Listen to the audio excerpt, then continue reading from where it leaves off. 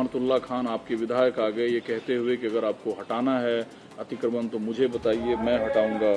कुल मिलाकर आप इस पूरे मामले को कैसे देखते हैं? देखिए, जो कुछ इंक्रोचमेंट है वो किसी एक कॉलोनी में नहीं, एक इलाके में नहीं है, पूरे देश के अंदर है, दिल्ली के हर कोने के अंदर है।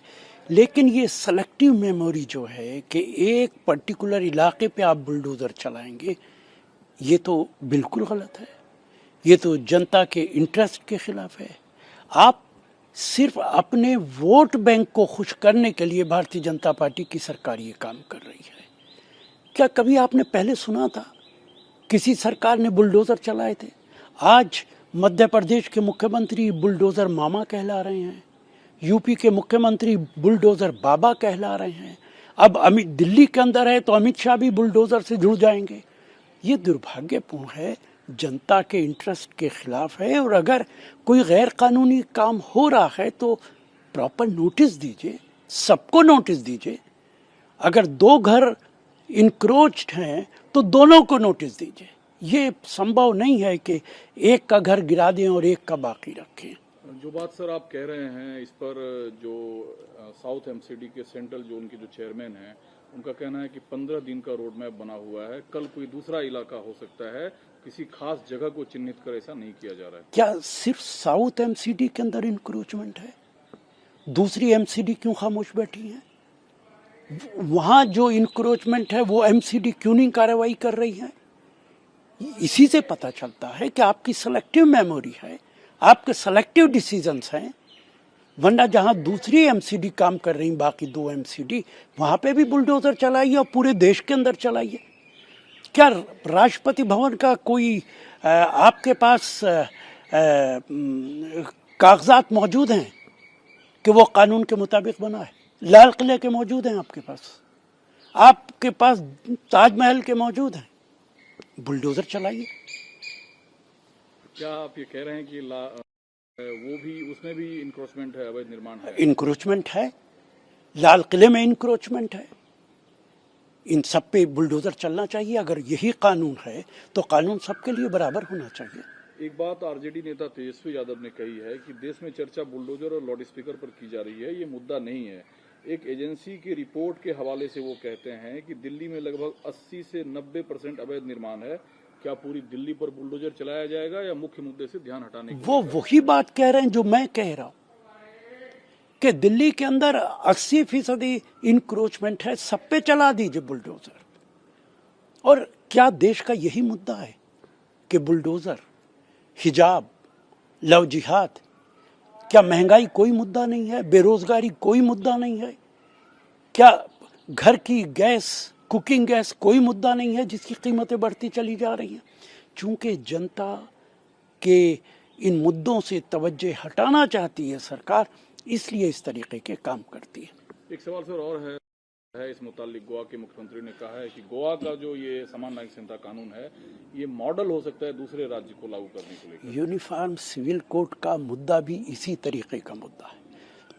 डायरेक्टिव प्रिंसिपल्स के अंदर अकेला आर्टिकल 44 नहीं है, 15 आर्टिकल्स हैं। आर्टिकल 39 भी है जो कहता है कि देश की वेल्थ कोशिश करे स्टेट के सब में बराबर बढ़ जाए। आपको मालूम है कि देश की टोटल वेल्थ का 70-75% देश के अंदर सिर्फ 1% लोगों के पास है। सरकार कोशिश कर रही है कि इस वेल्थ का डिस्ट्रीब्यूशन हो। और अगर एक ही कानून बनाना है तो uniform civil code union list में नहीं है, स्टेट लिस्ट के अंदर है। हर स्टेट अगर यूनिफॉर्म सिविल कोड अलहदा बना देगा, क्या एक कानून रहेगा? क्या ये संभव है? जो देश का संविधान है वो ही 3 हिस्सों में बटा हुआ है।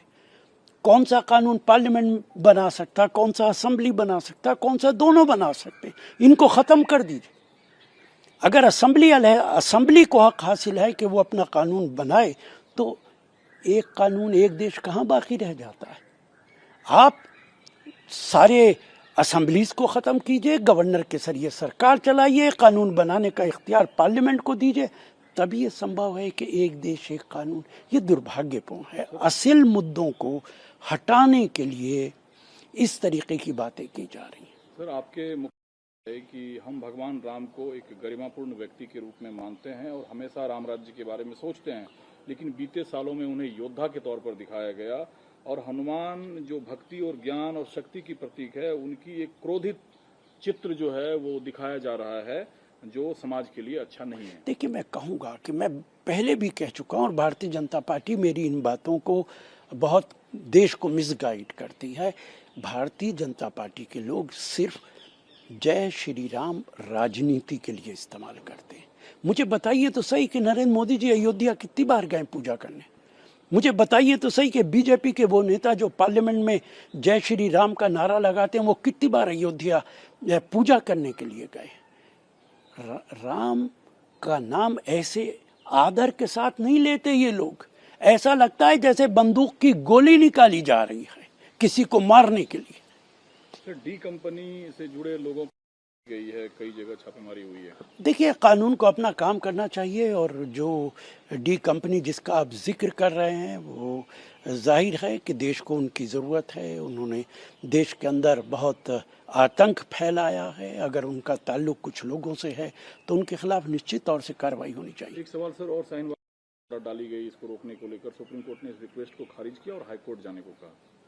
देखिए, सुप्रीम कोर्ट का मैं बड़ा आदर करता हूँ, लेकिन सुप्रीम कोर्ट की ऐसी बहुत सारी मिसालें हैं कि ऐसे एंकर्स जो भारतीय जनता पार्टी को हमेशा सपोर्ट करते हैं, सुप्रीम कोर्ट ने डायरेक्ट उनको ज़मानत दी है। तो ऐसा नहीं है कि सुप्रीम कोर्ट को इख्तियार नहीं है कि वो डायरेक्ट कोई पटिशन, कोई रिट सुन सकती है। सुप्रीम कोर्ट को पूरा इख्तियार है, लेकिन हम उसका सम्मान करते हैं। अगर हाई कोर्ट के लिए कहा है तो हाई कोर्ट जाना चाहिए। दूसरा सवाल सर ये है कि महाराष्ट्र प्रमुख प्रमोद मुतालिक ने कहा है कि कर्नाटका में 1000 से अधिक मंदिरों में हनुमान चालीसा सुबह के टाइम पढ़ा जाएगा, जब अजान लाउड स्पीकर के जरिए अदा की जाएगी। देखिए, मैं बड़े अदब से पूछना चाहता हूँ, वो लोग जो हनुमान चालीसवा पढ़ रहे हैं, वो जिद के लिए पढ़ रहे हैं, अजान के मुकाबले पे पढ़ रहे हैं, या हनुमान चालीसवा की इज्जत करते हैं? आप तो हनुमान चालीसवे की बेइज्जती कर रहे हैं, अपने ही धर्म की बेइज्जती आप कर रहे हैं। अजान के मुकाबले पे आप खड़े होकर हनुमान चालीसवा पढ़ेंगे। हनुमान चालीसवा आदर के लिए है, पूजा के लिए है, इज्जत के लिए है।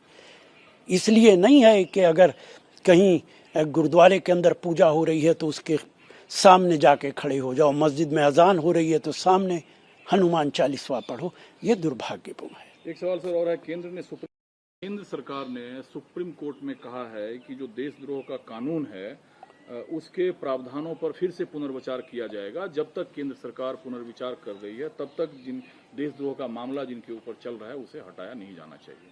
देखिए, सरकार कितना समय चाहिए आपको पुनर्विचार करने के लिए? जो आदमी प्रधानमंत्री नरेंद्र मोदी के खिलाफ बोलता है, उसके खिलाफ देशद्रोही का मुकदमा चलाया जाता है। कोई आदमी बीजेपी के खिलाफ बयान दे देता है, ट्वीट कर देता है, उसके खिलाफ देशद्रोही का मुकदमा चलाया जाता है। कौन देशद्रोही है, इसकी परिभाषा तय होनी चाहिए। ये तय होना चाहिए कि देशद्रोही की क्या परिभाषा है, किसके खिलाफ कार्रवाई की जा सकती है। और समय देने का कोई मतलब नहीं है। सुप्रीम कोर्ट को उन तमाम लोगों को, अगर वो गुनाहगार हैं, उनको छोड़ के ऐसे तमाम लोग जिन्होंने इस तरीके के बयान दिए बीजेपी के खिलाफ, उनको बरी करना।